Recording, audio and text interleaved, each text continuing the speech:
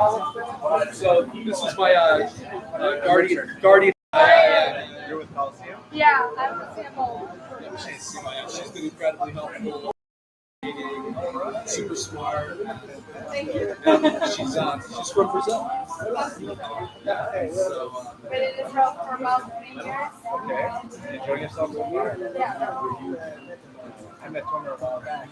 Looked like he was coming here. I thought that was a natural. We're live streaming, by the way, this conversation. you're talking to somebody? No, it's the live stream. Oh. Okay, guys. Oh, from where? So I've been Tomer This is doing an action Colorado. Okay. No. Venezuela. What should I? Chicago. Yeah. So I guess, lecture one of the classes, and they said they want you guys are the people So I didn't know he teaches. So he teaches entrepreneurship. One of the protocols education. Okay. So like we have several courses, like several units. Oh, I see. Also included them.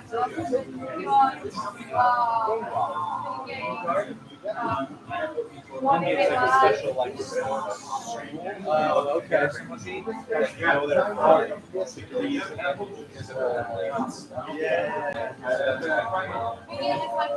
you have your own program, like a degree in we came from our own community there. We also have a project management executive program where we teach for executives and for marketing. That also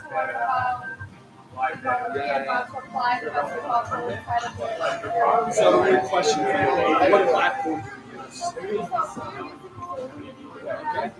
Do you have like the software though for registration? Like, do you use Canvas by any chance? Canvas, yeah. I teach media entrepreneurship at the University of Florida, and I do it through Zoom.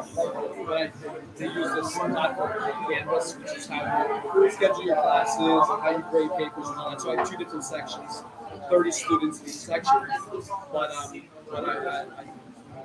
want you to come on the fall. To do that. To come on as a guest speaker. Yeah, they're great. I mean, it's such a melting pot of kids at the University of Florida. A lot of people from Latin America, a lot of people like it's much more interesting than understood it to me.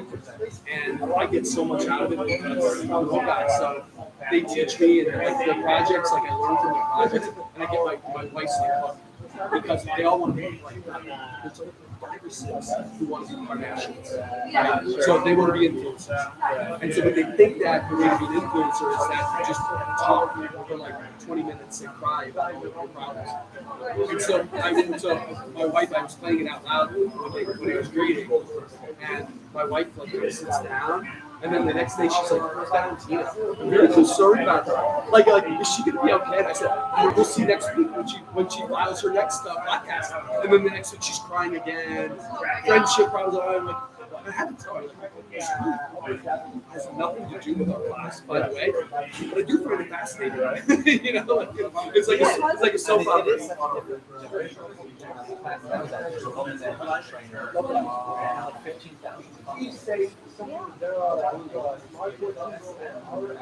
That's a serious number, right? Like, I mean, that's the real deal. Also, I think we have a search as well. There we go. Yeah. What's going on, man? How we doing? I'm good. How about you? All right. Yeah, she had a story to tell. It was a sad story. It was a sad story, but it was great. You really learn so much, and so they love the feedback that I get. They grade you at the end of the semester. The feedback I got is like he's really bad with Canvas. He's the technology. That's why I asked, he's really bad with Canvas, but we really like the class and I guess that was his thing. So, yeah, I did think that. Well, you may handle one thing a little bit incorrectly. Just like the emails, just come at me. But it was the first time. Now I'm a little bit better. Now I know. I'm not sure if the university they have like a full time with the was for platform. For hours, we use like hours for like Gmail, all the regular ones. So they have a lot of security protocols and things, obviously because of the grades. No, that's It's a pretty serious. they'll do great on that one. So like, Pretty serious class. And then the best is at the end, I get all the emails like, professor, they call me doctor, which I love. Professor, the doctor, like, well, that's where it's half great, you know. They're like, Dr. Sloan, like, I just love your class so much. By the way, is there any way I can get an A? Because that would really help me a lot. I'm like, I just put in the grades and it calculates it. You get an A, you get an A. Yeah. They're great guys.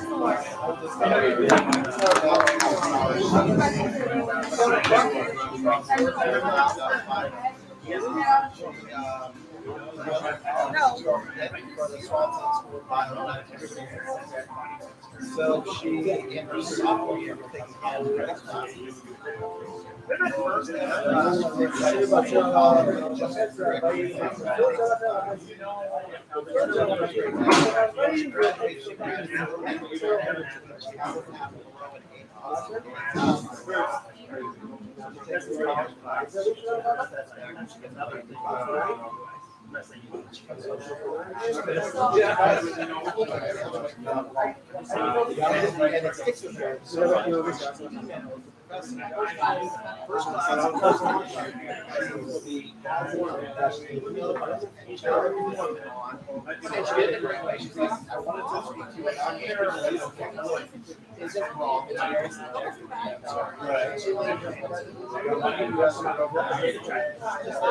It's kind of great beginning because it was like, this is the first time I've ever had a song on high school, which is why I love you that you know you're absolutely right. And he's like, oh, it was like a back and she ended up getting 100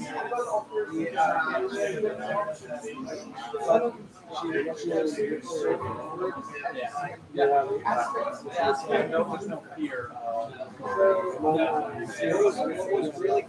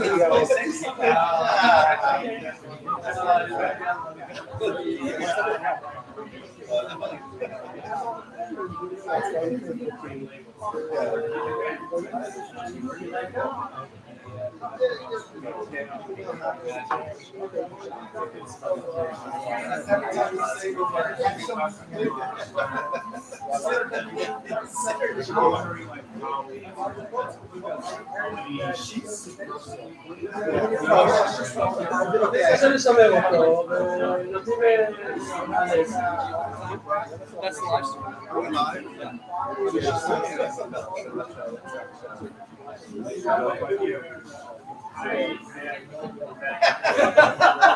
Which is like so crazy. This is so good. It should be.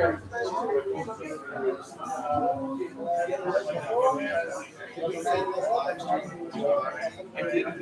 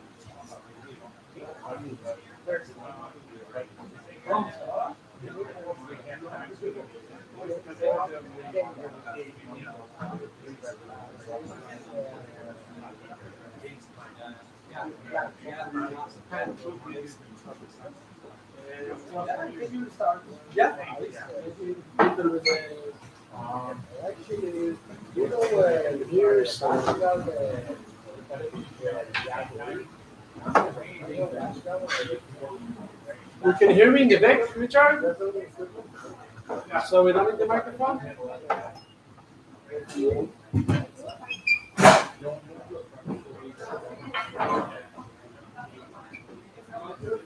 One, two, three.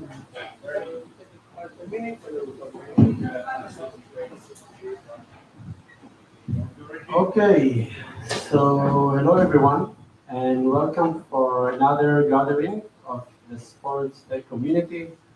And last week we had another event, and I see a lot of familiar faces from the Sports Tech Nation and from other events. Today we have special guests from the States. Soon they will share with you a lot of valuable insights around storytelling and around this crazy world that we are living and how we can deliver our messages in a better way. But before I want to start with the biggest question, why? Why we're here? Why we're helping athletes with injuries? Why we're helping the Israeli sports swimmers? Because entrepreneurs, sports executives, none of them have easy lives. We're doing that sometimes are not easy and sometimes are not fun, but we are still here and we are here because we have passion. And when we have passion in our hearts, it's better than everything. And, and why sports then?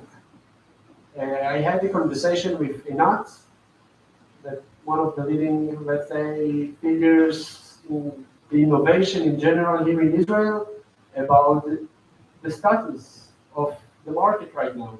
And we know if we had the same conversation 6 months ago, it would be different. But the World Cup is going to be in few months. And I think it was today that I saw an article about the smart ball and about new technology of offside, and we see the huge potential around the sports tech. So why the sports tech? And in the end, it's world of numbers. So the first thing, the global sports technology market last year was 18 million. The prediction, it will be 40 million in 4 years. And only in Israel last year, very old school, ring. And you can see the numbers. So the sport is growing, the sports tech is growing, and the Israeli sports tech is also growing. Thanks for small companies and huge companies like Yossi from Pixelot. And you can see the numbers, for example, of the hours that Pixelot produce every month, and it's crazy. More than ESPN and more than any other company in the world. But I want to share of my personal story and how I arrived to the sports tech. And this photo is from 2019 from the Sports Tech Nation, our annual summit in the stock exchange market. And that was a year and a half. I started my journey in Coliseum in 2018. And that's why. Here you see a report about the different sports policies around the world. It comes SPLIS, and it's 9 parameters that you check how you can improve the sports, and you can see the different pillars. It's the financial support, the sport participants, training facilities. And if I will ask you, what is the problem of the Israeli sports? Funding. Funding. What else? Atzalut, like laziness. Knowledge. Politics. What else? Lack of experts. Lack of experts. Okay. So, huh? We're Jews. And yeah, and every place that has this question, and I have courses for athletes, and I have courses for executive and for students, and it's a question that raises a lot of emotion, mainly for athletes and people that felt this kind of lacking supporting or facilities. But you can see the results, and the results show that the pillar that we are we have the lowest grade, research and innovation. Number 9, we have 27. I saw it 5 years ago, and then I said, how come? How come we are the startup nation? How come that we supposed to have strength, but in the only thing that we need to be better than our neighbors, we are lag behind. We have great academia, we have great tech ecosystem. Why we don't see the result in sports? That's what sent me to meet Oren Simanyan, the founder of Coliseum, and to start this journey together.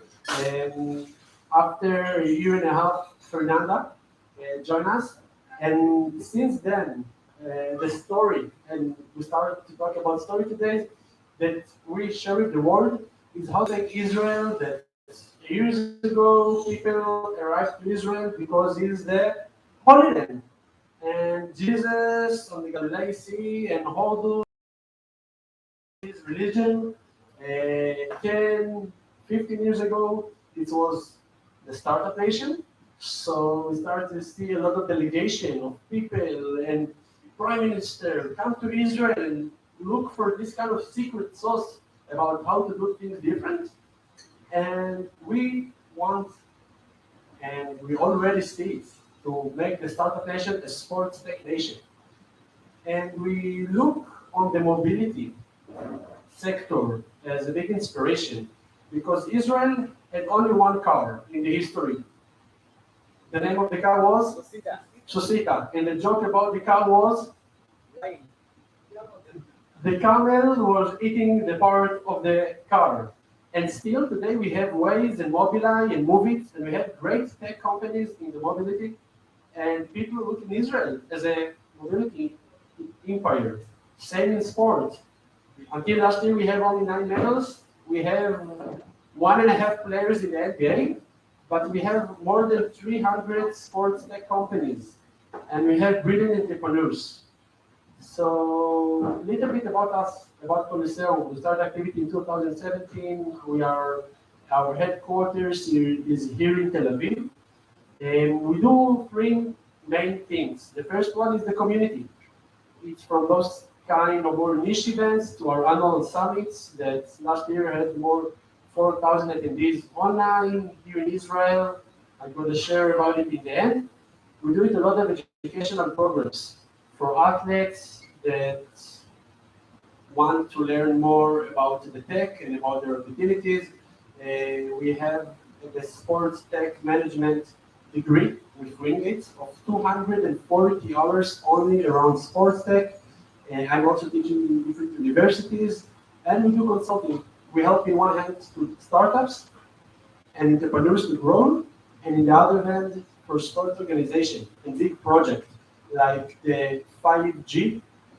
That there is a company now in Israel that's going to implement the best technology in the world for 5G, and it's going to be a beta site. So yeah, Israel, they have a lot to offer around the sports tech. And Winnerize, a platform that you can find a different sports solution. The Sport Tech Nation, maybe Fernanda will want to join later and say a few words about it. And we believe that we are only the platform, because if we really want to make things move, you need collaboration of the academic institutions, of the investors, the startups, all the ecosystem. And when we understand this ecosystem, and we have your guy from the finance, and we have different people with different hats, but when we speak the same language, the sports tech language, it's easy to do.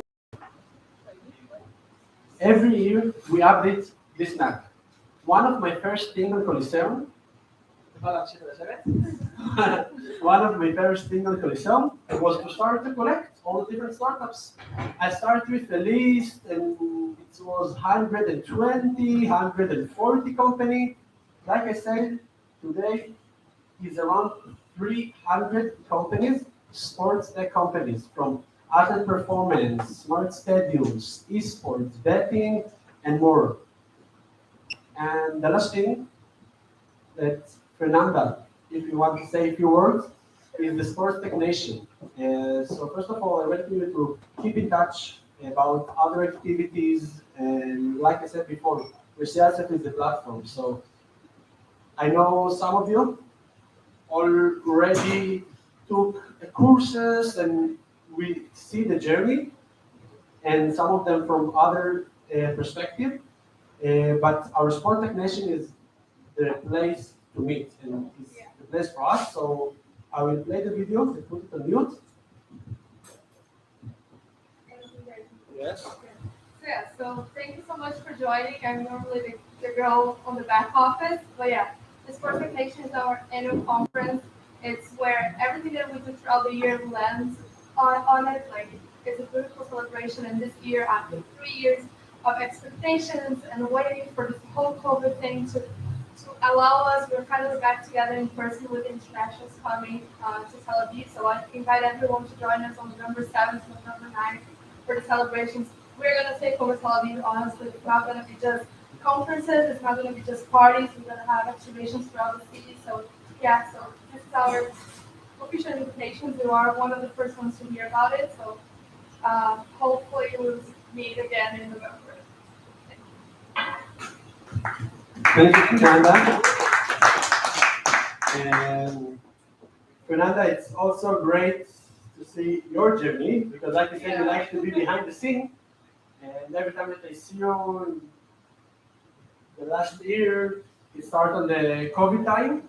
It's great because it's also the way that you share your story, not only from the back office.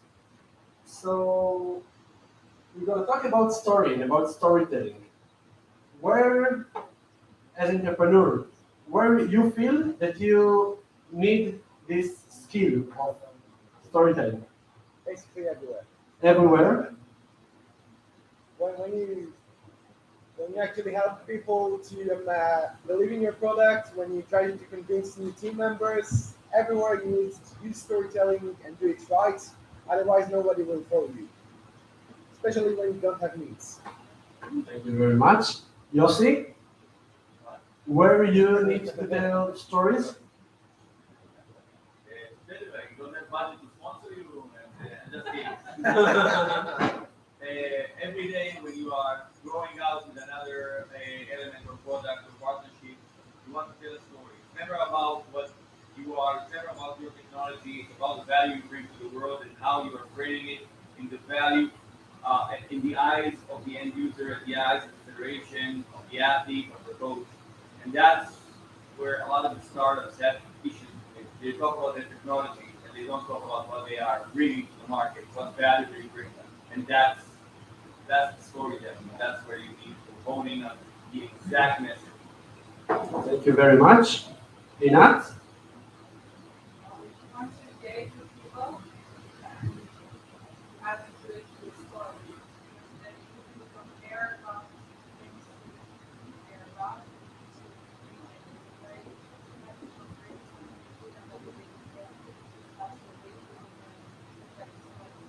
Thank you very much. So basically, everywhere. And first of all, we need to tell a story on the story. On LinkedIn, pitch deck, marketing campaign, when we do sales calls, like you said, David, when you have a new employee, we are trying to tell what is unique. And during the COVID, many companies had this kind of crisis when everyone worked from home and the identity started to lose because everything is through Zoom and everything is from far. And then you start to ask yourself the deep question. So we had a call like a month and a half ago. And I remember it was the end of the Export Institute Summit. And I was outside of the hotel and you shared the story about yourself, about the company. And I really felt the value of the timing that we are right now. It's post-COVID, people want to meet, people feel the market is open, but things happening. And yeah, so we just do this event and so glad to be here with you and we arrived all the way to Israel. And so I want to introduce a heavy team, and I will put your presentation. Just a second. And if you want, you have the clicker. Okay, great. Let me get my personal clicker and I'm going to introduce. So Chris and Bill, Yeah, thank you very much. right on. Thank you so much, Tomer. So Tel Aviv's pretty cool. What a great city, and thank you for welcoming us. Everybody's been so great, so welcoming. We had a bunch of meetings today, but I'd be remiss if I didn't thank Tomer. You know, it was interesting because a friend of mine was asking like what I was doing the next few weeks, and I said, I'm going to Israel, right? And he lives in Israel. He lives in Tel Aviv. And I said, you know, we're going to do an event. And he goes, well, hold on a second. Before you do an event, you have to call Tomer. And I said, I'm doing the event with Tomer. And so he goes, okay, well, then you're doing it right. So thank you very much to him and to Fernanda. You guys have been very kind in helping to arrange this. And it really is our pleasure. It's my pleasure to introduce Chris. So our origin story, right, is 20 years ago. I know I look so youthful. I must have been like 10, right? So 20 years ago, I met Chris playing pickup basketball. And you learn so much about somebody when you play a sport with them, especially a team sport. And what I learned about Chris is he's a team player, he's unselfish, he's very, very competitive. Nobody wants to win more, and he's just a good teammate. And so when I had the opportunity 5.5, 6 months ago to join his group in New York and combine our forces, it was a no-brainer for me. Like, you want to be on a team that's led by the ultimate teammate. So Chris's experience as a storyteller is really unparalleled. He's a visual storyteller. And so when you look at the 15 years with Sports Illustrated in the United States is the premier sports publication in terms of telling stories. And Chris led that during that entire time when it was such a dynamic and growing brand. And he ushered in the digital age, not just for Sports Illustrated, but for Time Inc. I'm sure all of you know Time Inc. He ushered them into the digital world. And he started a 150-person agency in New York City that's run by Time Inc. And then he decided, you know what, I'd like to do my own thing. And so he started Heavy, which it looks kind of weird. People mispronounce it all the time. It's pronounced Heavy. And he really encouraged myself and some other teammate members to build out a sports, health, and fitness vertical within the agency based on the experience that we share. And so I'm going to introduce Chris, who's going to take you through. One last, I want to thank Richard Dem so much for all of his support over the last couple of years. It's been such a pleasure to get to know him. He represents your country in an amazing way to those of us in the States. So Richard, thanks very much. And without further ado, Chris Person. Thank you, everybody. And, you know, just to say a little something about Bill, as much as I am competitive in a graceful way, Bill is equally as competitive. And I think the one thing that we learned as we came together is for us, it's actually not always about winning, right? You know, we sort of changed over the years. And what was interesting as we were going through the many meetings today, which were amazing with James and Richard and everybody, we were asked one question. And before I even get into the presentation, I'll talk a little bit about this. We were asked, what does success look like on this trip? Which was interesting because we were the ones asking the questions, so I wasn't really prepared to field the question at the time. But we thought about it, and I was thinking about it really hard. And obviously, we would love to walk away. Everybody wants business. Everyone would love to. But you know what? It wasn't really about that. For us, it was about learning, right? For us to come here, even with our backgrounds and our expertise, and to recommend things would be, we need to learn more first before we can even start to recommend solutions or products or ways of doing things, even with our backgrounds, right? So we took away from today a lot of learnings, a lot of notes, a lot of dots, as we like to say, a lot of people who are smarter than us in many areas and ways that we can help. But we're also, as far as maybe we're not going to win all the time, but we're also going to introduce people to other people. It may not be necessarily for us, but we're all about the collective, why we're here today, about storytelling and this industry that we love so much. You all are on the forefront of development, right? And where sports and industry is going. You all see a need in the industry and are developing products that represent or fill that need. Joseph said it best when we're here about creating and talking to people and adding value to their life. If at the end of the day you create something and it doesn't hit that fundamental mark, we haven't done our jobs, right? Because it's really not about what we're doing; it's about how we add value to people's lives. Well, what you're doing, was also done in 1955 by a man named Henry Luce, pretty much the father of publishing. He was the founder of Time, Fortune, SI, Sports Illustrated. He talked about at the time the one thing that unites all of us, that brings us all together. It may not be, there are deeper things to pursue in life, whether it be art, religion, morals, high ideals. There are things, but the one thing that commonly unites us all, and is usually the foundation of our stories, is sport. If we talk about leisure, what we're going to do in our leisure activity, it usually involves some level of sports. He saw a need in the marketplace and created a product that fundamentally changed culture. And that's what you all are doing. You're creating products that will ultimately change tomorrow what sports looks like. Over the 15 years that I was at Sports Illustrated, I was lucky enough to work with a lot of fun athletes and celebrities, from Beyonce to Serena to LeBron. I even threw in Flo Rida just for a little bit of fun. But was able to work with these athletes and get to know them on a completely different way than everybody gets to see in media. And I don't put this up there as a vanity project because I put this up here for one reason. Because as we're talking about brand storytelling and connecting with consumers, nobody does it better than Sports Illustrated. The fundamental DNA of storytelling was all that they were about. It's still what they're all about today. If you ask anybody what is the highest form of athletic or sports journalism, the gold standard will be Sports Illustrated. There's a lot of other brands you can name, but no one will ever falter Sports Illustrated for their reporting and their journalism. So why is that important? Well, 15 years ago, after I was at Sports Illustrated, as Bill said, I launched the Foundry at Timing, which was the agency, not just for Sports Illustrated, but all 42 brands.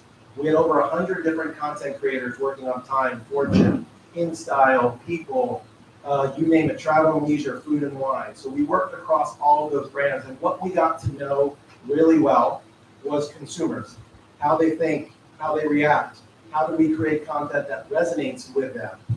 And together we created this agency to respond to a need very quickly. And that's, unfortunately, Time then sold to Meredith, and a lot of those assets were sold off. Well, what we did, at the time, I launched Heavy, because I knew that there was a fundamental need in the marketplace, not for traditional storytelling, but for really iconic, legendary journalism. And I think that's what makes Heavy unique from other agencies that you may work with or you may not work with. Nothing against any other agency, but it's what separates us from other agencies. He's going to be really modest as well. He worked at a small brand I'll recognize, a small brand called Men's Health. Not only did he work at Men's Health, he proceeded to launch Men's Health in 24 different countries around the world. So, and he'll tell you a little bit about that, I won't steal that. But he also, once again, recognized a need in the marketplace. Why isn't there women's health, right? So I didn't bring it with me because I couldn't find it at the last minute, but I was digging through some old paperwork, and I found an email. I have no idea why I saved it.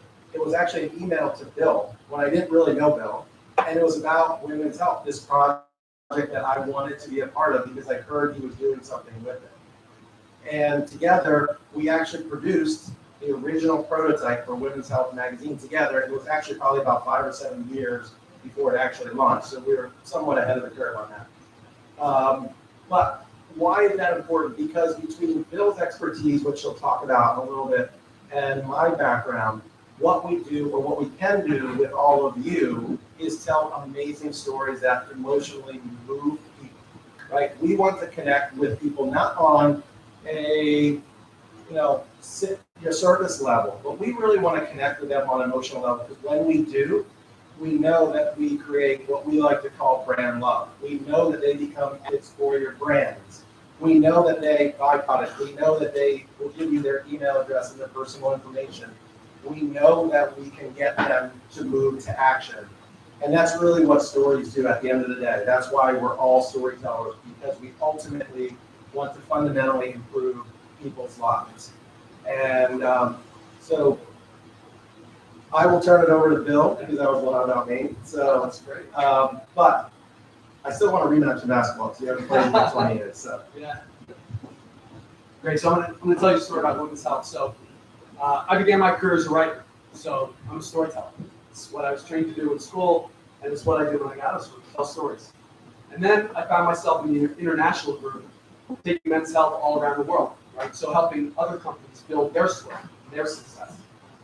And then when I started to go to Asia a lot, jet lag was soul crushing. And my kids were little, and I said, you know what, I'd like to come back to the States. And our CEO said, come back. I've always wanted to create a new product development group. I'd like you to run our incubator. And so I said, absolutely. And I said, my first project, I want to do women's health, because everywhere I went, well, men's health is great, where's women's health? And I said, well, we're going to do it eventually.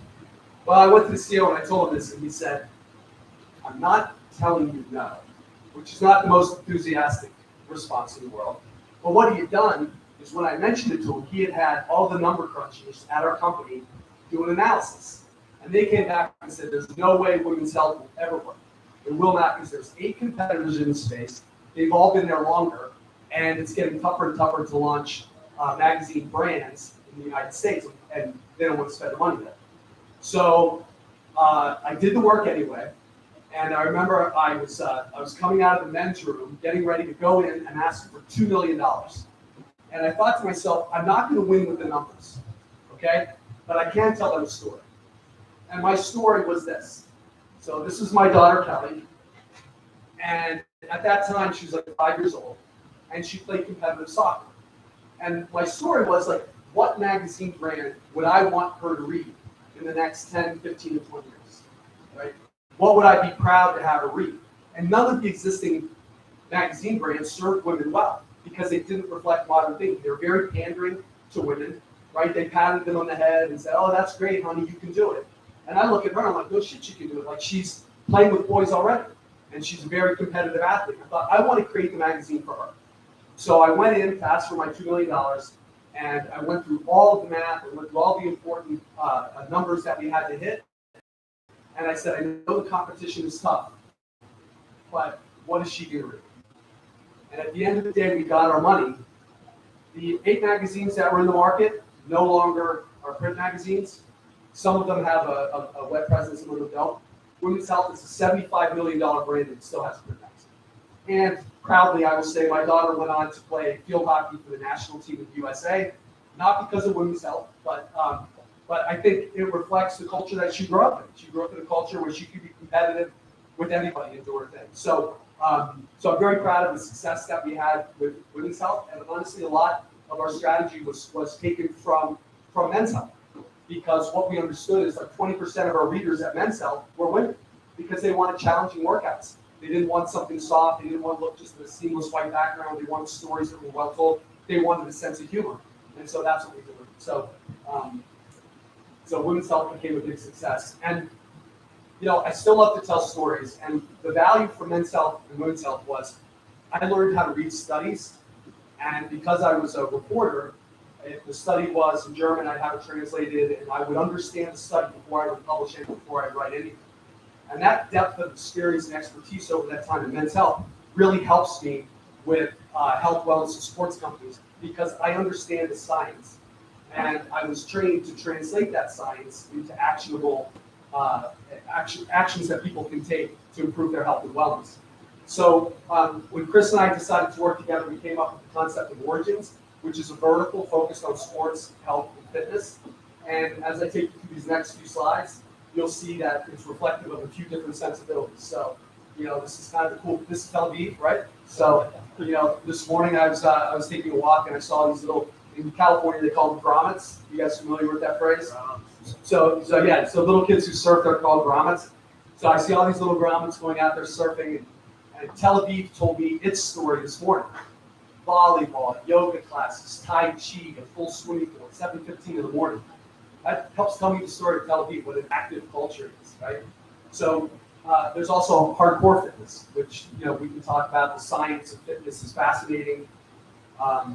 There's a lot of room now. We work with a company that's creating it's called Breathspace. It's creating a breathwork app. So the Wim Hof method, some of those, the science behind using your breathing to change your physical and emotional state. It's really an interesting process. So we cover that, and then of course food and nutrition. It's so important for people to understand because there's so much information out there. And one time I remember looking through a magazine. I said, well, if I took all of the advice in this magazine, nutrition and workouts, like it would take me 100 years, and I'd be so full because all of the advice, like it's interesting advice, but it doesn't connect to how you live your life. Right? So, Chris, do you want to speak to that? Let's go, yes, sir. Yeah. So it's really important. One of the things we do when we talk to brands like yours is it's very important to understand the difference between brand and marketing, right? And if at your company, your chief marketing officer is your chief brand officer, that's fine, but everything that he or she does is going to be seen through a marketing lens. And so we find it really valuable from an advisory perspective, from a branding strategy perspective, to make sure that you're hitting the why. Like we create a vision, we create a purpose and a mission. We share that so people truly understand it, but we don't just come up with it, like Athena springing from Zeus's head. Like we do the work, we dig in, we talk to stakeholders, we translate what we hear from that company, right, into their story. So it's why branding is long term. It's big, it's macro. It has a trajectory. You build loyalty, you create value. We'll talk more about that. And branding is the game. And then on the marketing side, it's shorter term. It's the how. It's micro. It defines your tactics. It generates a response, a measurable response.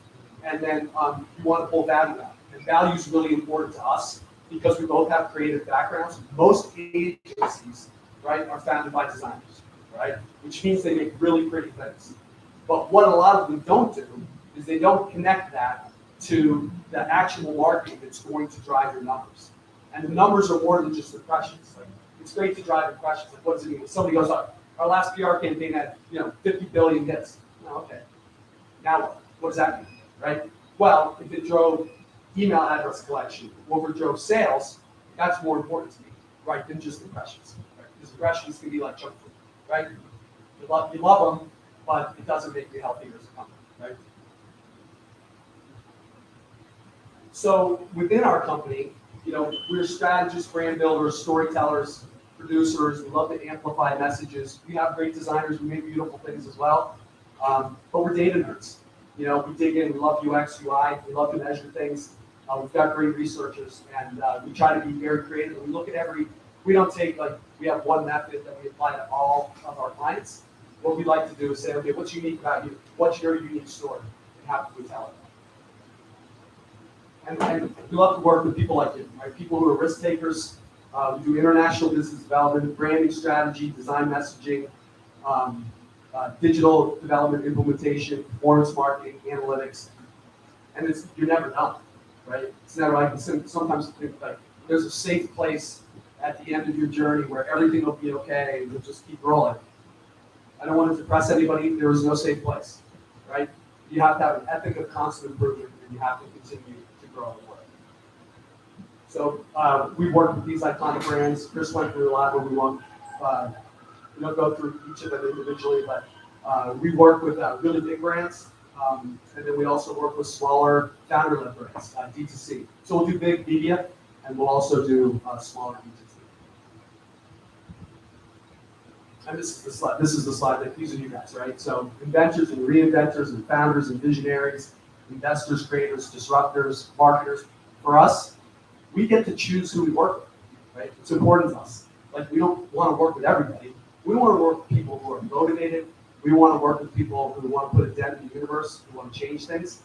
And so we really love people like this, people like you, because you're out to make a big difference. And then the brand value, right? So like I was saying before, we want to deliver value to every person that we touch. So we try often not to talk about consumers, we talk about human beings. Because when you look at what you do, if you're an engineer, you're an engineer. Awesome. So you understand the science, right? You get it all, okay? And I always tell people like my superpower is that I'm incredibly average. I'm the most average person that you'll ever meet. Okay, I live in the suburbs. I used to drive a minivan. I have 2 kids, and I live the life of most people. But it's a superpower because as you guys are building these great brands with your big brains, you want people like me to buy it. So you have to sell me, and I have 5 streaming services, 30 apps on my phone, right? I have an extremely busy life, right? I have a job, family, a wife, I got kids. I'm a busy guy. So you have to meet me where I am, not the other way around. You have to understand the context in which I live. And the context in which most people live is they don't have enough time, they don't have enough money. And increasingly, they don't have the attention for much beyond the things that they have to do every day to get to the next day. So you may love your company, you may love your science, but you need someone to help you translate it and put it in the context of the life that most people are living, if you want to scale. So the way that we start is with the origin story. Yeah, so I think, the one thing. Sorry, this isn't big enough for the 2 of us. We're 2 large people. I mean, to that point, it always starts at the origin story. Even if you're not a startup or year 1 or year 2, if you're year 5, you're constantly going back and checking yourself against what you founded your brand or your product on, right? Does it live up to the reason why you started? We have a saying that if you're off an inch at the beginning, you're off a mile at the end, right? So and that's why when at the very beginning we talked about, basically we're on a learning tour this entire time, right? Because what we need to do is understand what are both the positive, the negatives, what are the challenges, what are your pain points, how can we help, who can we connect you to? And that all starts with really taking a deep dive and understanding what your brand is all about. You'll see a process later on in the slide that we go through on every project, whether it's a small project or a large project, but it's really for us to understand your brand, because it would be reckless of us to recommend something that would be a business decision for you if we didn't have all of the information behind it, right? So, and a lot of what we do is based off of data, as Bill said. We love data, we're data nerds. We don't live by it, but we use it to inform our decisions, right? We know that 92% of consumers want to be told a story about a brand rather than experiencing a brand through an ad. And that number seemed really high at first, and then we did an exercise where think of some of the brands, think of some of your favorite brands that you use on a daily basis, that you buy, that you support. Think about what was it about that brand that caught your eye? Was it because it related to you, your lifestyle, who you are? Was it a utility? In some cases, yes, some things are just true utilities and you use them to on a daily basis, but really the ones that connect with you are the ones that you will support and you will stay with. You may not buy just one time, but if you truly connect to the purpose of a brand, you'll stay engaged with that brand through the lifestyle. We know that 55% of consumers, connect with brands that have a purpose. We talk a lot about purpose-driven content. It's, in this day and age, having a purpose is key. And I don't say that from a pure business standpoint at all. I think we all have a purpose. We all need to make a contribution. I love the phrase, and it's the first time I've heard you say we need to make a dent in the universe. I think it's a great saying that we need to contribute in some way, shape, or form. And if we can do that with our brands and that responsibility, you become even more powerful, because one brand that I particularly love, and it's a U.S. brand called Yeti.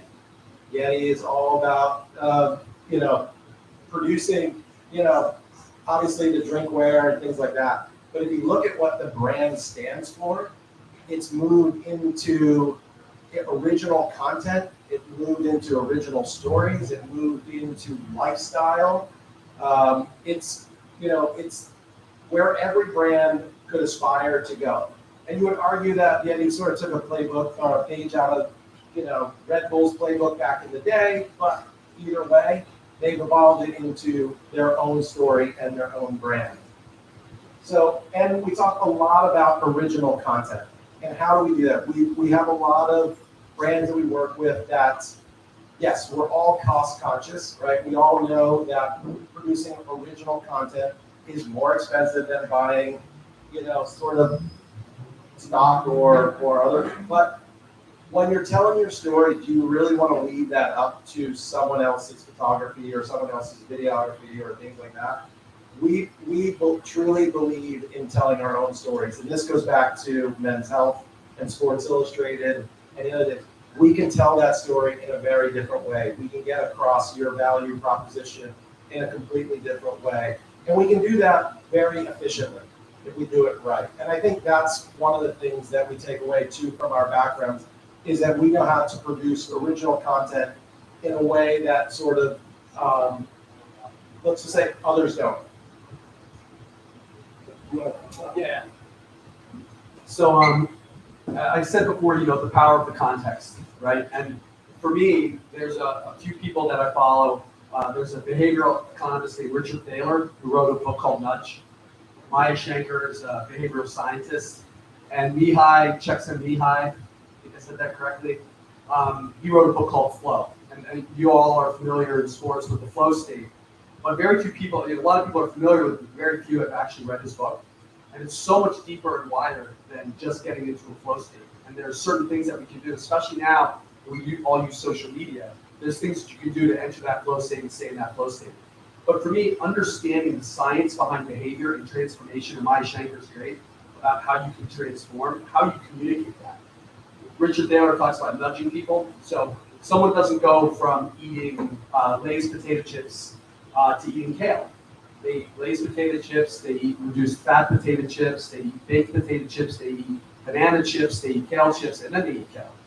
So understanding that when you change behavior, that you can nudge people along step by step, it's really important. So, we read all of this, I'm fascinated by it.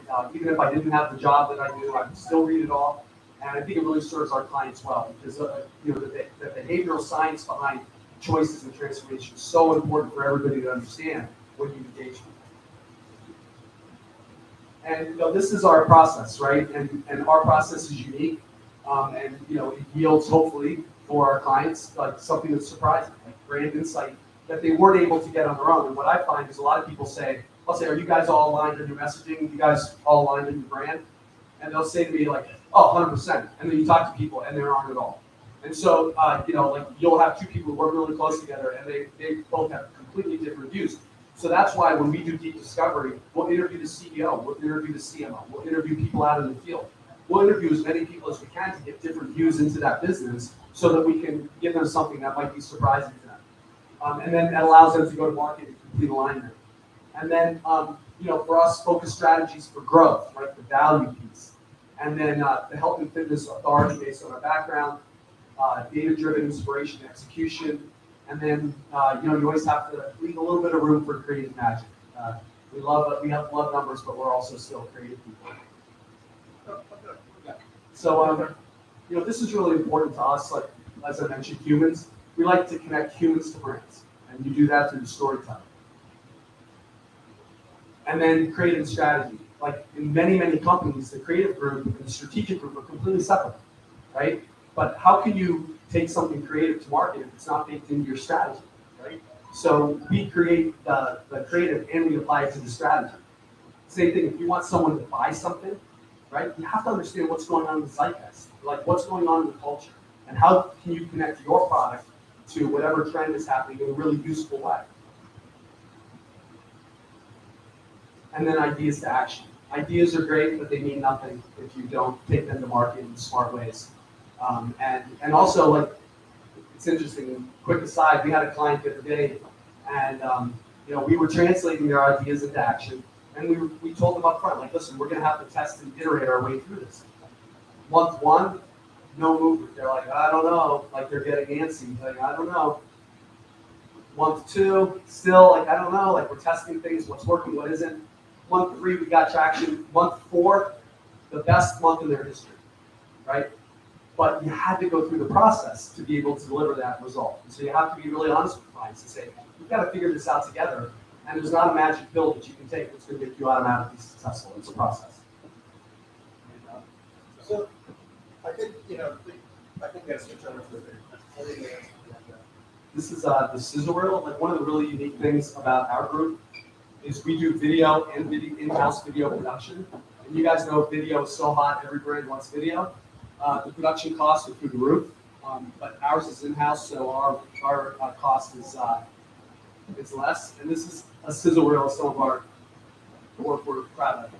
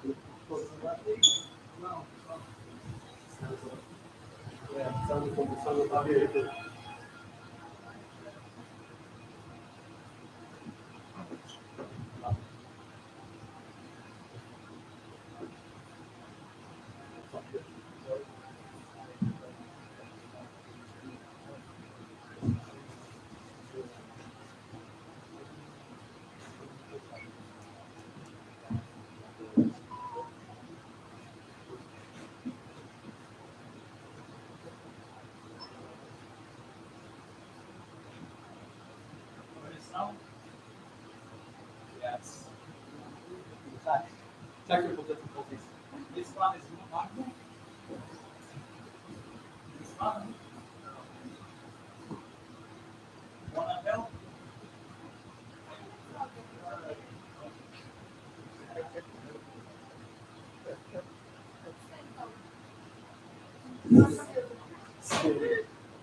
So if you like that, 10 times better.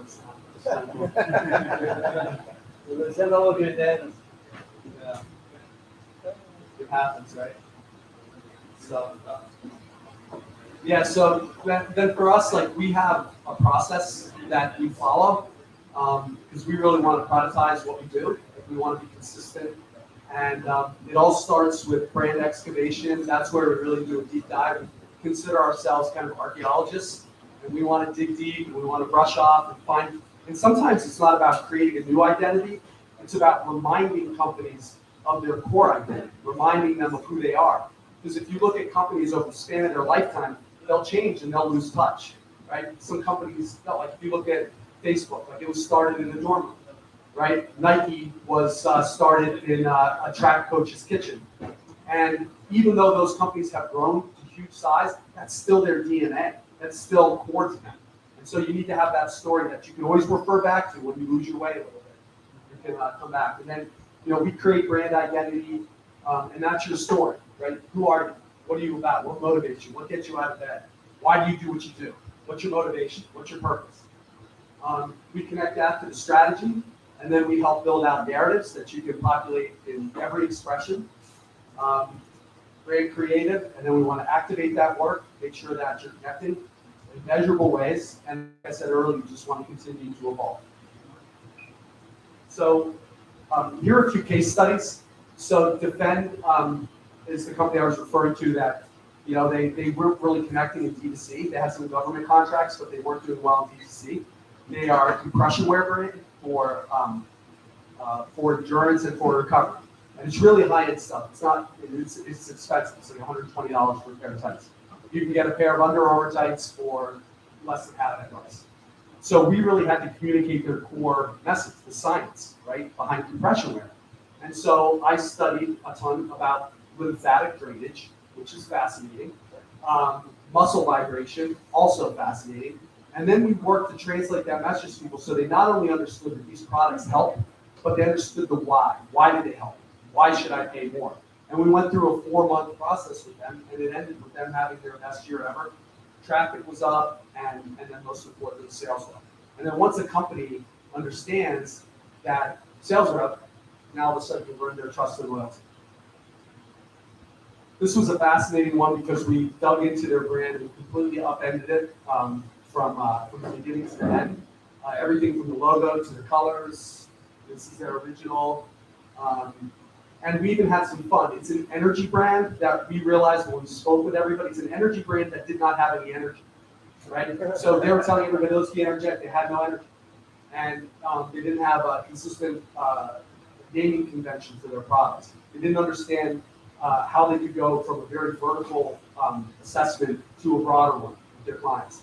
And so we opened up their brand, made it more of a lifestyle brand. We had a lot of fun, more lifestyle imagery, different color palette, different logo. They didn't want to go from the original logo, but they agreed to a slight tweak, right? So give it a little bit of energy. And then we named some of their products. So they had a pre-workout drink mix, and we named that Liquid Ambition. And then they had one that was a recovery drink that we called Get Over It, right? Because it was our message to them was like, let's have some fun together. Like, you cannot be so serious. This is a really interesting brand. It's called Connect. It's an Australian company that has a different measure for central blood pressure that is much more effective in treating people with high blood pressure or cardiovascular disease, because you used to only be able to measure it through a stent in the heart, and they developed a method where you can measure it on the peripheral, so on your wrist with like a Whoop strap, faceless band. We licensed some of those algorithms to a Chinese company called Mobboy, and they went to market with a watch, an actual watch, and then now the Connect Band is going to launch in the end of this year. But the value there is these algorithms that are very tough to explain. Why do they matter? How do they matter? So we came up with 9 different parameters. We named them. We figured out the use case. We came up with ranges. And it was a really fascinating experience for me because we worked with engineers and worked with the engineers to translate the brilliance of their science in ways that consumers can understand. And then this is a company that I ran called Egoscue. As a tech-focused brand, they used a 3D camera. So it's for people with chronic pain or functional immobility.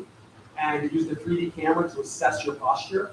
And then it auto-generated a series of exercises that would allow you to get your posture back in line. I actually met this company because I had hurt my shoulders playing football in the United States. And I was supposed to have surgery, and I really did not want to have surgery. So I got connected with the founder of this company. I ended up running it, and it's really an effective way. But what I learned most from this was that nobody's motivated. It's a health product. People aren't motivated by the specter of death. Like, we all are really good at denial and jamming that way down, right? And we're not even motivated by getting out of pain if we have chronic pain. People are motivated when things are taken away from them that they enjoy. So the messaging for this brand was, how can we get people excited about building a compelling future for their lives, right? That involved being out of pain so they could do the things they love. So a 70-year-old surfer who couldn't surf anymore, we got him back on the waves. A woman who wanted to take a walking tour of the Cotswolds in England with her family, but she had too much pain. She ended up taking that trip. So that was a real lesson for me, and a lesson for, I think, for all brands. Is that what's the compelling vision that you have for the people who use your brand? Okay? So thank you so much for your patience. We'd love to take questions if you guys have any, Chris or myself. But I just want to restate again, thank you so much for your time and attention. You guys are such a great group. Do you guys have any questions about? Like what's happening in the United States? Like our agency is based in the financial district in New York, so we're close to what's happening there. I have a question. What makes a powerful story? Yeah. What makes a powerful story? Maybe there are some elements that are independent of what brand, independent of what field, but a powerful story. You've been telling stories. What makes it powerful and catchy? Well, you think throughout the last however many thousands of years, right? There's an arc to the story, right? It's the hero journey, right? And so when you talk about purpose, that's so important. In the case of UCAN, their original story is the founder's son had an autoimmune disease and he could not process food. So he had to eat every hour. So think about how difficult it is in a family to have a young man who has to eat every hour. So motivated by that, by love, right? There's no greater motivation in the world than love. He created a starch that would allow his son to eat once and sleep through the night for 8 hours because it was a stabilized carbohydrate, right? It broke down very slowly in the system. So when you think about that story, that origin story is so powerful. And then you take it from that, out into people who need it, like what are the other use cases for having stabilized blood sugar? And that's everything from a really competitive athlete to me at like 3:30 in the afternoon, right? When I get hangry, right? You guys have that? You guys know the hangry phrase here in Israel? Yeah. So, when you start to think about it, and what we did, which was really interesting to help tell our story, is we went into the Amazon reviews and we pulled out all the comments that they got from people who use their product. And one of the things that helped us tell their story to a broader audience is that there was a guy who was taking the GMAT, which is the test you have to take to get into medical school. And he had to study all day, every day. He used the granola product to stabilize his blood sugar so he could concentrate all day long. So that's a really cool piece. So then as you get the story, it's founded on love. It's founded on science, stabilizing blood sugar. It applies to athletes, right? And then you can extrapolate that into use cases for other people in their lives, right? But it really is like pulling out those really important details and translating the science and the core value proposition. Yeah. Yes. When you're taking a new brand and you're telling a story, quick question: what channels do you use to tell that story? Right. Great question. And two, when you're creating an awareness campaign or a brand introduction, what is your KPI? Because you talk about impressions, and impressions are exactly what you said, like junk food. But there's still that lower level in the marketing funnel when you are looking to get that. I'm not talking about lead generation, but that's but where do you go and how do you measure that consideration level? Yeah. I think Yeah. So when you're telling a story, it's really important to understand how you're telling it, what format are you using. And for us, people just take a story and they jam it through social media, they jam it through email, and they think it's going to work that way. But what we try to do is we try to pick the format that's going to help them most fully express the intention of the message that you're sending. So we'll look at the messaging and we'll say, okay, what's appropriate for video? What's appropriate for email? What's appropriate for social? And we'll tailor the message specifically, not only to that format, but the people that most often use that format, right? So that's like kind of where we start. Now, it's really important with DTC, that mid-funnel is so important. Because as I said, impressions, noise of impressions, but what happens is, how many connections do you have to make before somebody will consider a buy, right? So for some brands, it can be 3, if you're really lucky, 3. Some brands, it could be 15 or 20. So you have to tell a consistent message, and then you have to see how it performs in real time. And then you have to adapt to change that message based on the intel that's coming across your radar on a moment-by-moment basis, right? So, like, you can't tell the same story to every person, right? And each of those different areas, they have people who use it who have characteristics that are unique to that platform. TikTok's different than Facebook, right? People buy more on Facebook than they do on TikTok. So we have a really great resource on our team, data analyst, who helps us figure out all of that messaging. Everything from your cadence, how many times you want to reach out to them, what's the best way to reach them, what are your expectations? You're probably not going to go right to sell from TikTok, but you can on Facebook, right? So you're going to get more impressions on TikTok, but it's much less likely that they'll buy through that click through than through Facebook. So that's the work that we do, and that's where the work comes in. Because I think sometimes people think you can just create a story and that's the end of it. No, your story is constantly unfolding, and it's actually many, many stories based on who you think is going to do that. Does that answer your question? Yeah, but in terms of distribution, we're talking about social media. Yeah. How do you take it to the next step? Not only trust social to tell that story. I know you have PR, you have media relations, but do you have like a dedicated own channels that you have, or do you work with like a content distribution platform like Tabula Ausway? Well, I mean, a lot of it has to do with, first of all, obviously the whole strategy of paid, owned, and earned media, right? We're going to look at all three of those outlets when we're telling your story. And, obviously through paid media, we're going to use all the platforms, your owned and operated site, your social handles, as Bill said, we're going to use, whether it's LinkedIn, whether it's, Instagram, TikTok, we're going to tell different stories throughout that. But we're ultimately going to use your channels, and we're going to use paid media to then amplify that story, because our channels don't mean anything to your consumer, right? Your own channels, they follow you or will follow you because of your brand recognition, right? They bought into that. So we're going to really turbocharge your own brand handles across the ecosystem. So that will be through YouTube, through all the traditional digital outlets, but we're going to do digital targeting and retargeting.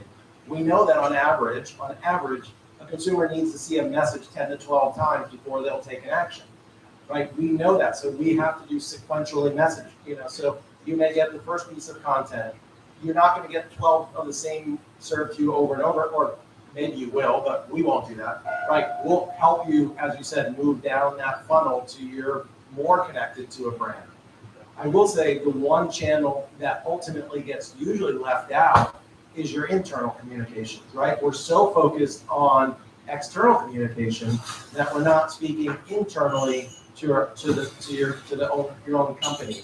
And to Bill's point, when we interview a lot of people think that we're all going in the same direction. And from the research that we get, is you're not. And unfortunately, that leads to inefficiencies, that leads to distractions. So as we think about paid, owned, and earned media, obviously paid, we're going to work to amplify your own platforms, internal and external. And then earned media, we'll work with magazine, news outlets, consumer outlets to also sort of amplify that message. So it's really a combination of all of those three together. It's different for every brand. Like it's tough to answer because every brand we work with is unique. And so we create a unique approach for every brand, and it all comes out of that deep discovery that we do. There are agencies that kind of deliver the same thing for everybody, but if we think PR is appropriate, like, of course, we'll do PR. We did a big PR push with an NFT that we did. So, it's like one of those 5 billion impressions, like something crazy like that. But each one of our clients, we treat them individually. And so it's really hard to answer that in a really specific way if you don't know the details. Well, and a lot of it is based on where's your audience. That's really, it's not so much that we would just recommend, it's really who are you trying to reach, where, and at what time.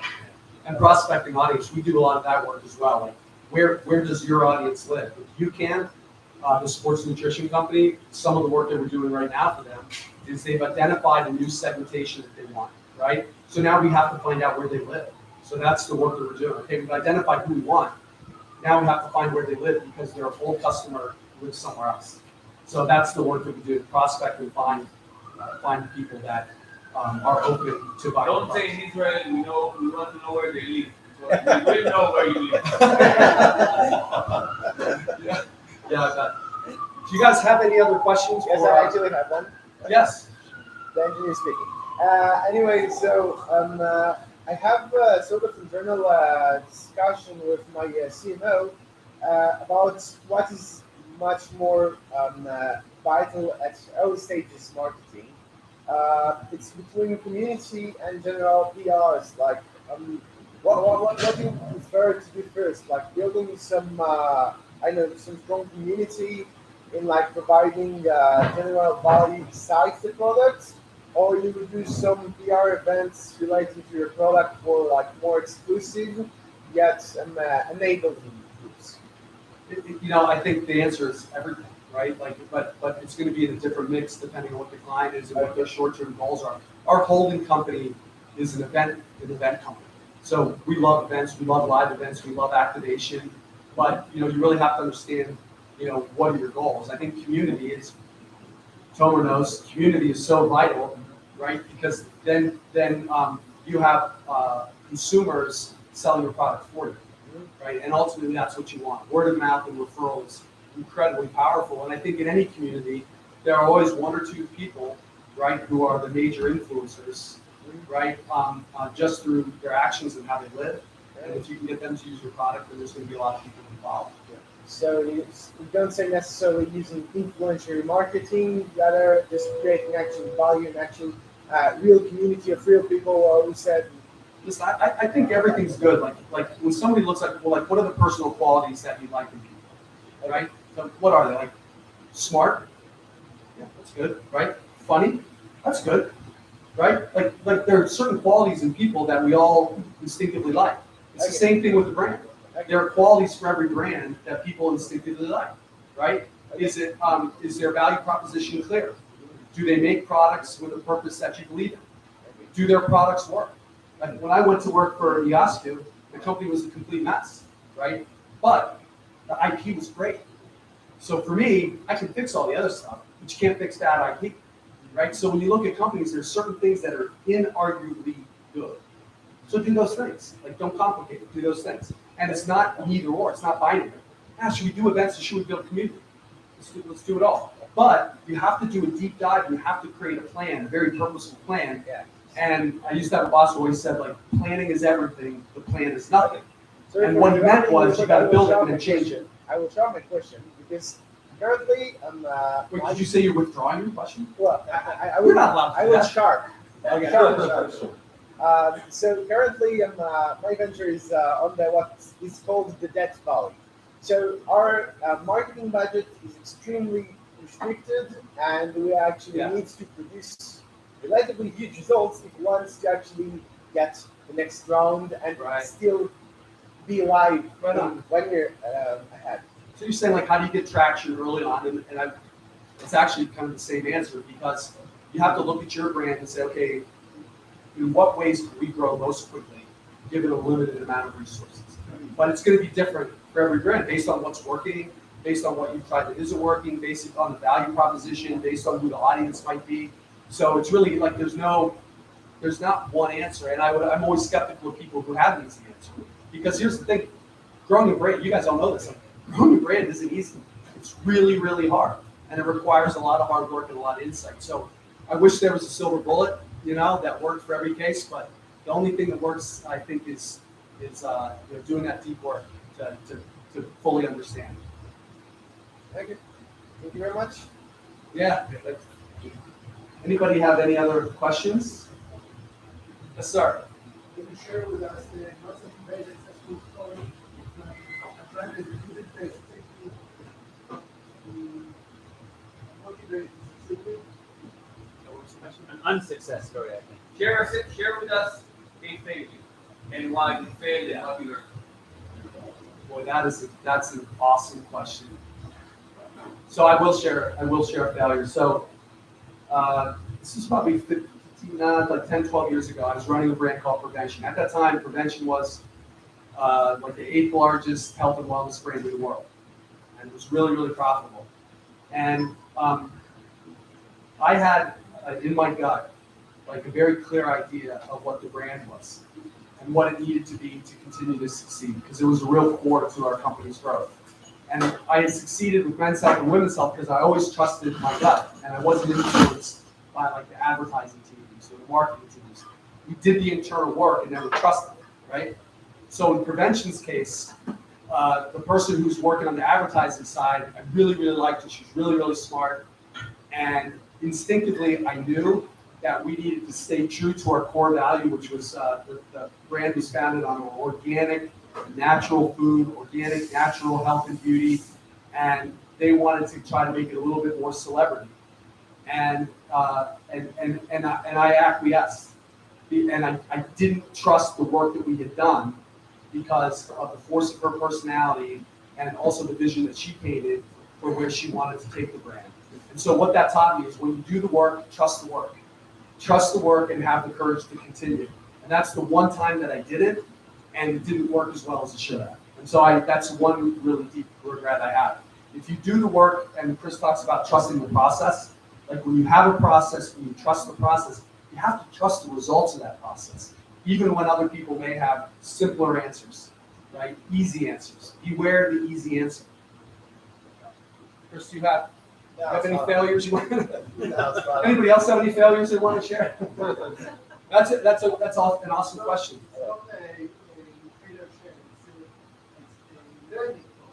Learning process. That's it. And you're either winning or you're learning, right? And if I used to tell our team, the only thing worse than succeeding and not knowing why, or failing and not knowing why, is succeeding and not knowing why, because then you couldn't replicate it. So when you have a process like you're showing your math every day, you understand why you made the decision, and so if it didn't work out, you now understand better how you can move on. What's the old saying? Edison didn't fail 10,000 times with the light bulb. He found 10,000 ways not to make a light bulb, and I think because he had a process. And so I think like when you follow a process, you're always learning, even if you're not successful. And that's what happened with that defense company that I explained. We had some stuff that didn't work, but we figured it out pretty quickly. Anybody else?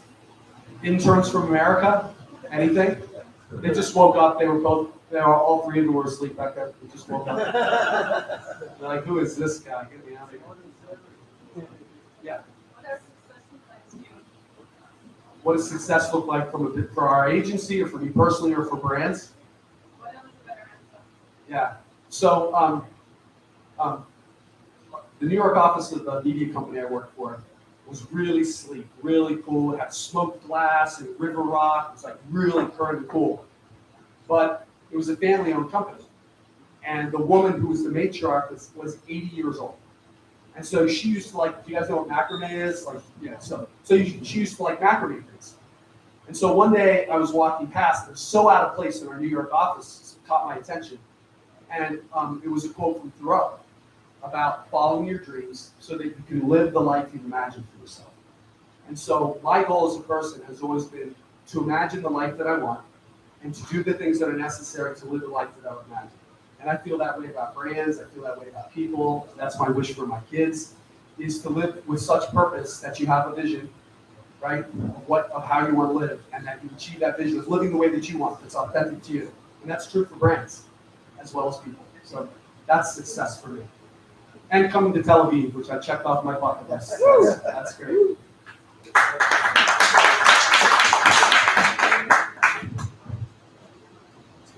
Thanks again. Bill, Chris, thank you very much for the insights, for the sharing, and thank you for the question. I really believe in this kind of authentic stories. Last week we had another kind of meetup with the HR VP people of Pixelot, and another entrepreneur. His name is Matan Naor. He was one of the best Israeli basketball players, national team, and in the past 4 years, we in Coliseum host hundreds of guest lectures. And mainly when I have entrepreneurs that come to share, and we have this kind of call before, I tell him, I don't want to hear about your company and how it's great. Like, tell me, and mainly for students, mainly for people in the beginning of the way, because what we used to see most of the time is only the top part of the iceberg. We see the success, we see the shiny thing, we see the Instagram feed, and it looks amazing. And then someone tells me, I want to be part of the analytics team of Maccabi, and I asked him, do you know what is to be in analytic teams? Why you need to learn? How much time you need to invest? You know what is? And when people start to dive deep, I think this is the moment that I back to my first session. If the passion is strong enough, because if the passion is strong enough, it will burn everything.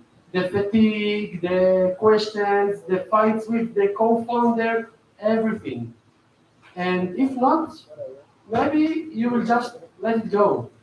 And we talk about a lot of important things, but when you have this kind of entrepreneurial way, it's important to meet all the obstacles and the things that you can meet before they meet you.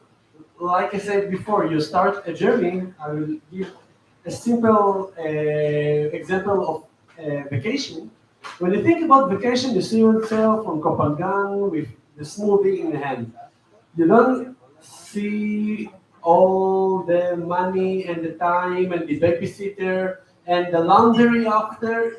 And if you see those kind of things in advance, maybe it will help you take a smarter decision. So thank you for sharing. Thank you to come here to Israel. And if someone want to reach out to you, we will send the email for all the people that register to the event with all the details and all the relevant links. And I thank you to come here to listen for the questions. And I hope to see you in more events, gathering, and other activities. Thanks to Fernanda, Richard for the introduction, Oren that's supposed to be here in a few minutes, Martin time as usual. Yes, so and thank you to the Zuzu Bar. Have a great evening. You're more than welcome to stay here, to chat, to drink. And thank you guys. That's